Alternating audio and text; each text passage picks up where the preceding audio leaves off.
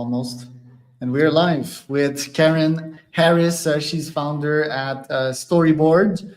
Karen, she's an entrepreneur, an investor, a mentor, business advisor in London. And I'm just eager to get into what you do, Karen. But before we do, Bookwrite, GPT.com is presenting this podcast. That is a tool that we use to convert your LinkedIn post into a full Kindle book. So you can go to bookwritegpt.com. The first credit is on me. Karen, welcome to the pod. Tell us a bit more about yourself and what you're up to nowadays. Yeah, sure. So I've 3 times successfully exited businesses. I call myself an accidental entrepreneur. It doesn't sound like it. It sounds like a serial, but really how I got into this was definitely accidental. And I'm now on my 4th business. This is the one that is literally the most important one to me personally. And it's StoriBoard. And what we do is we help adults make real world friendships through personality matched shared experiences. And you know, it's so important because what we're doing is creating this new vertical that's not a dating app and it's not a ticketing platform. It's this curated layer for the real world friendships because we're stuck in this antisocial century that's really plaguing us all, including you. The loneliness in the CEO and founder world is definitely a thing. But before we get to that, tell me about your exits, because normally people that I talk to that had exits, it's like a panic exit, like I need to get the fuck out of that business because it's killing me. And there's probably 1 to 10% that had really big and successful and clean exits. So which camp were you in? A middle camp, I'd say.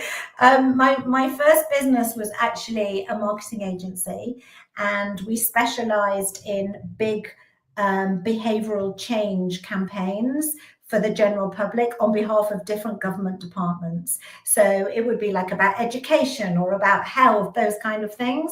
And we had a very unique model, and the government at the time loved that. It wasn't political at all. And the agency grew really, really quickly because it was a big government contracts. And the government is very interesting because once you're kind of vetted in one department, like all the other departments can't be bothered to vet anyone. So they just take, an agency that's already in there.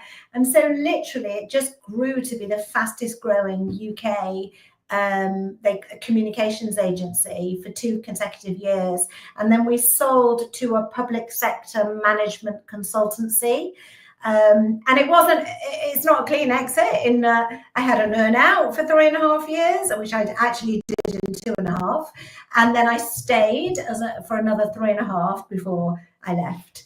The second business, I actually went in as a non-exec chair to a private equity half-owned business brought in by one of the founders. And that was one of those traumatic stories where they say, oh, it's great, it's only 1 day a week, 1 day a month, here's a little bit of equity, you're non-exec, fantastic. I thought, this is great.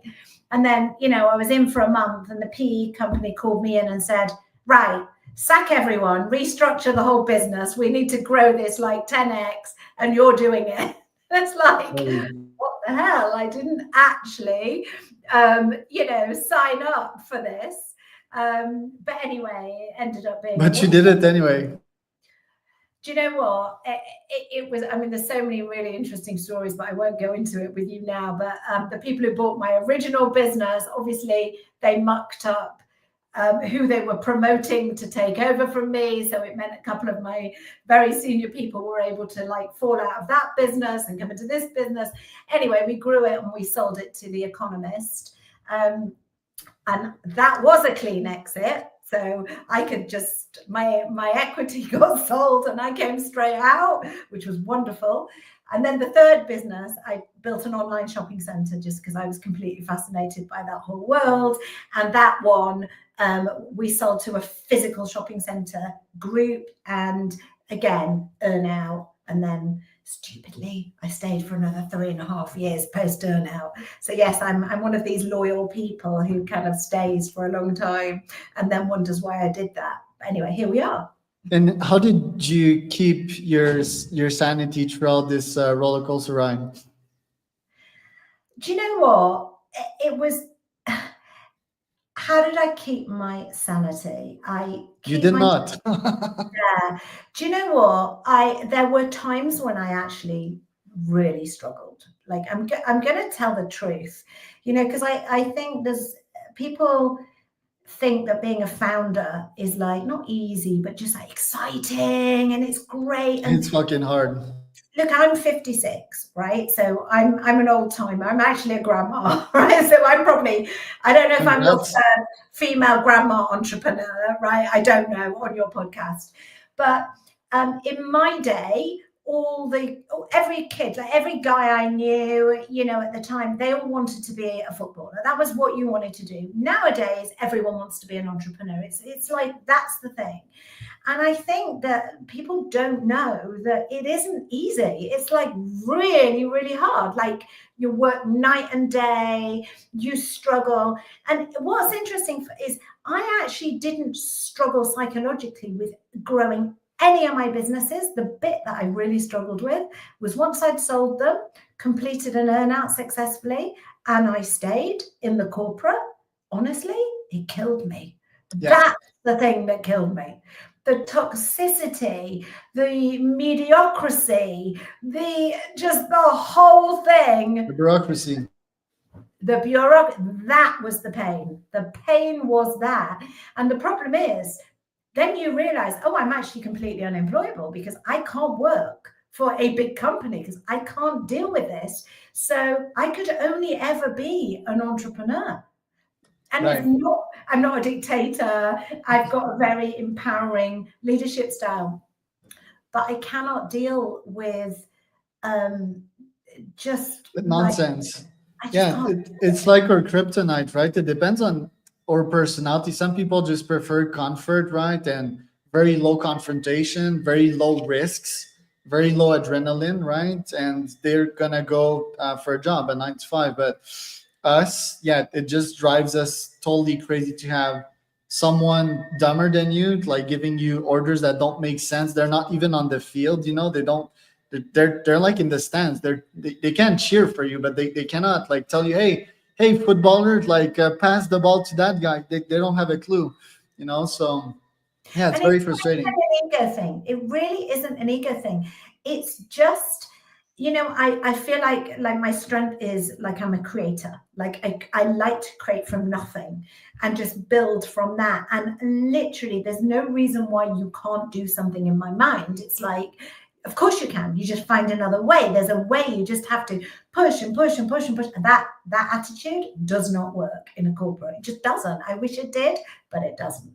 So that's why I don't work with corporate as clients. I prefer like tech startups that move fast and break things, because as soon as I have to deal with an employee, it's like so slow, right? And it's just like, Charles, slow down. Why would I slow down if the goal of business is making money and making an impact, and if speed is the way to get there, then why would I slow down? Why would I adapt to you? So that just better not working together. So that absolutely. And like whatever you think of Trump, right, which like I don't care what anybody thinks, it doesn't really matter, everyone's got their own opinions, but shaking up things is a good thing. Like it's like what he's done with Elon Musk and just shake. I mean, in the UK, we have got like the most incredible institutions like the NHS.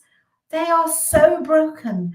It's unbelievable. And nobody can fix it because it's broken everywhere. And the answer that bureaucracy and every government has ever had to try and fix it is put another layer in. Put another layer. We have got this cake of layers and layers and layers, and no one knows which layer actually works. And if you take a layer out, does it collapse? Doesn't it? It's a nightmare. And you know what they need to do? They just need to literally wipe it out, start again. Just build a hospital, wipe it out, start again. There's no way of fixing it without doing that. It's insane. Right, because it's systems that have been built like 50 to 100 years ago, if we can call them systems, right? Like it's like sometimes these roads, I'm in Mexico, right? And sometimes the roads just don't make any sense, right? They've been built like 50 to 100 years ago by some engineers of their time. And yeah, sometimes just need to be broken and rebuilt all over again for it to make sense, because some of these roads, they cause accidents on a daily basis, right? Full of potholes, for example. So yeah, I think yeah, Trump is shaking up things, and the Elon thing, I think it's like testosterone per barrel, and testosterone's a double-edged sword. So yeah, shaking things up is good, but I think testosterone is sometimes quite stupid, right? Like it's not super intellectual, it's very like primal. I think yeah, we need that, but talking about rebuilding systems, I think we, in my opinion, we very much need to rebuild how we elect our leaders, how we communicate with them, and have tech into that, like a real-time app in which we can vote for stuff and in which we can see potential outcome. I'm very much of a technocrat, a tech maximalist on my end. And yeah, if Elon can try to build this, sure, but I mean, he's human. He only has 24 hours in a day, and even if he can 10 to 100x the output of every single of these hours, I just don't think he has the bandwidth to do all of that, especially while his precious Tesla is burning. Yeah, that's true. All very true. Listen, it's hard, but we definitely need to do something different. And this is the first time that I've ever, I mean, like some of the things that Trump has said and that Elon said, it's so ridiculous that actually it's like me and my husband, honestly, we can't wait at night to like, let's watch Trump. Like we can't wait to watch it, because it's like laugh out loud funny, because it's just so ridiculous. Yeah, it's a circus. It's so ridiculous. But and on the one hand, that's absolutely terrifying. But on the other hand, it's like a breath of fresh air, because it's like, okay, what we're saying here is anything is really possible. Like we're not going to accept the status quo. Anything is possible. We are human beings. We are incredible. We will not just be risk averse and be frightened and hide under a rock because we're frightened. No, we're humans. We're incredible. Let's build the world we deserve. And for me, I just read that bit. And I know, obviously, like there's a lot more behind that isn't going to, but just the land of the possible is coming through now. And I like it.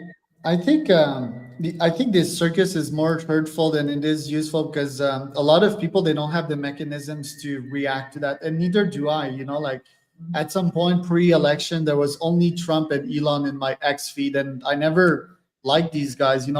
If anything, I pressed like at least 10 times not interested in that post, and they kept repopping, right? So really needed like some mental mechanisms to deal with that. And I think most people, what they do, they just ignore, and they get really disillusioned with politics. And I think that's pretty bad, because we need like everyone at the conversation table. But what's lacking is just the tools to deal with that, right? Having an educated debate, instead of like, I want to win over you. It's more like, hey, can I listen to you? Can I steel man some of your points? For example, yesterday my parents, they were voting in Canada, and I asked them, who are you voting for? And they didn't even want to fucking tell me. That's how bad it is. It's like, why are you ashamed of telling me for you who you voted for? So I think we're just like spraying the bad picture out there. And I think like people need more tools to forge a good opinion. And if democracy is gonna survive, right? Because democracy is good if everyone participates and know how to talk about politics. And politics is not supposed to be frustrating. It's supposed to be productive and good for the whole. But I think we lost that in the last decades, if not centuries. But I think you've touched on something really important there, with almost not realizing that you said it, which is you didn't want to see certain things in your digital universe, but you got served them anyway, right? I really think, and I know we're all obsessed with AI, and I'm a technologist, right? I live and breathe AI technology. That's what I do. But I think nobody will believe anything online in 3 years' time, because I can clone your voice. I can make a video of you. I can say absolutely anything that you wouldn't say, and it's completely believable. I don't even like, are you married or a partner or whatever? I can phone them up and be your voice, and I can completely convince them to give me some money. Like, no one's going to believe anything. So the play is going to be the real world, bringing us straight back to StoriBoard.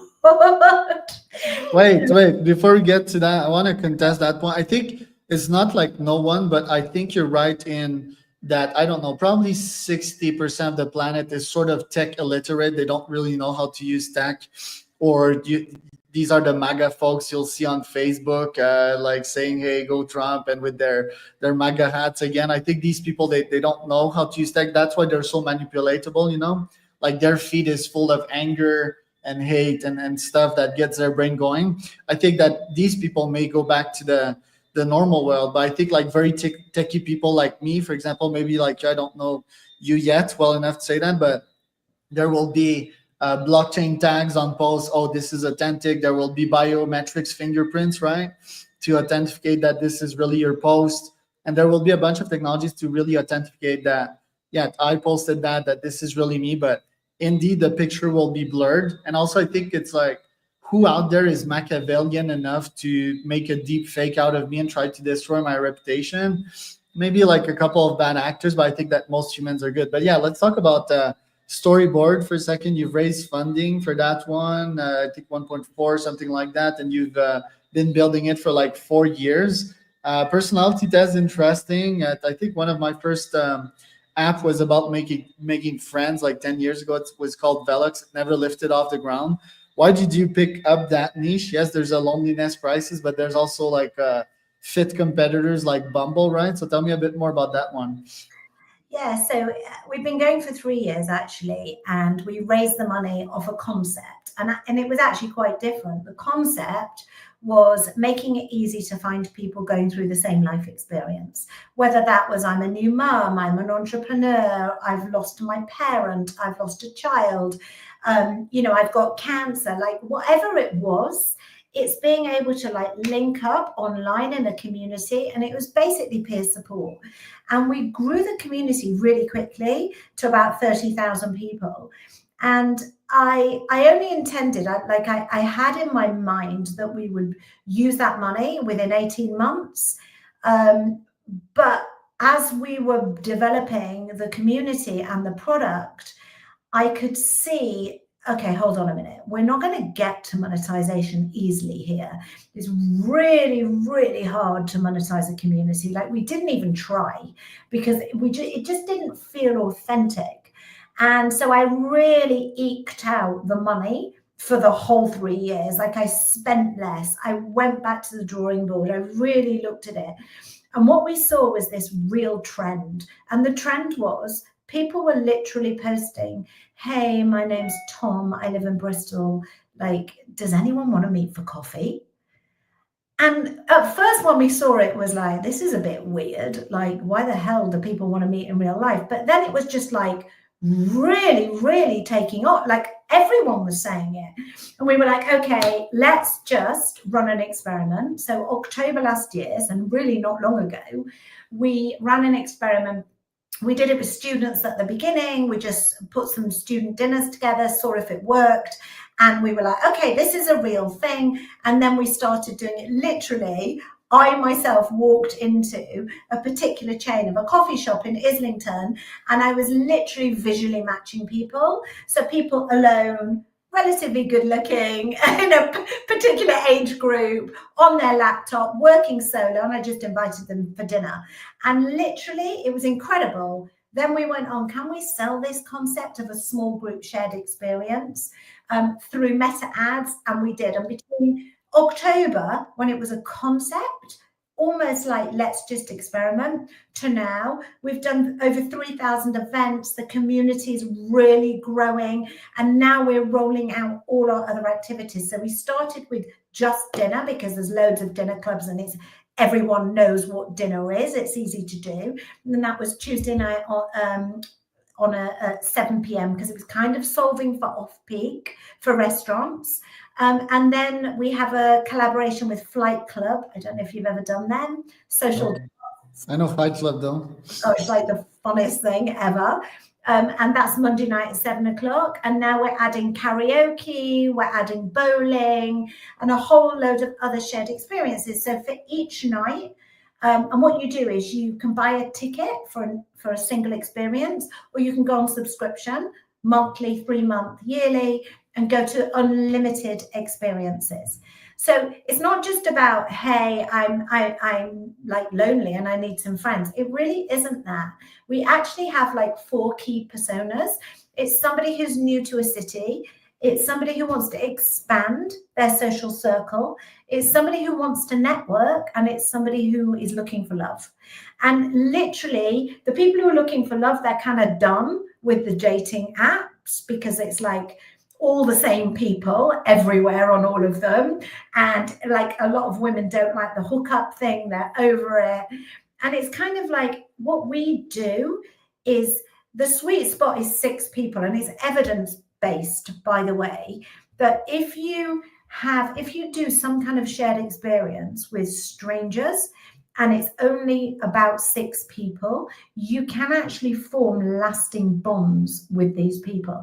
And it really, really works. So it's Right.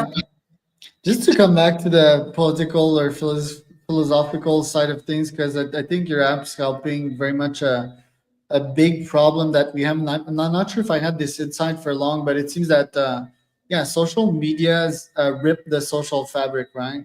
Because if you're asking like why the US is so divided right now, or yeah, I think it's in other countries as well, not just the US, is that I think people spend more time online, and the online world is made to have them react and sort of be hateful and angry against some things, right? And back then there wasn't none of that nonsense, right? We used to meet with our friends, family way more. Obviously it wasn't as serotonin filled as it was, but there was way more oxytocin, right? Which is the molecule that keeps society together. It's like the molecule of love and laughter and all that. And yeah, do you think this makes sense, and how can we bring this back? It's like using tech to have people back together again. And if you can also comment on the personality thing that you're working on, I thought that was interesting. Yeah, sure. By the way, it's not just digital that I think a lot of people blame like the digital world for the loneliness epidemic. It's not just that.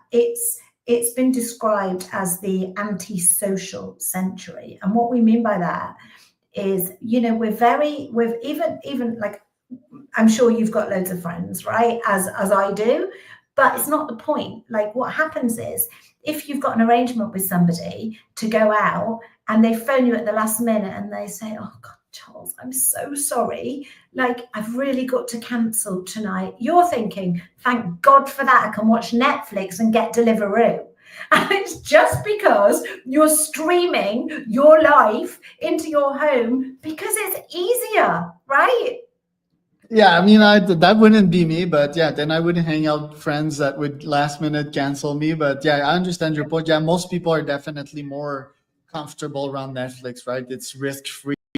It's from the comfort of their home, and it's pretty terrible. Yeah, I think most people, they watch like 2-3 hours a day of Netflix. I do it sometimes to cope, you know, if I had a very hard day. But other than that, I'll hang out with my friend ChatGPT.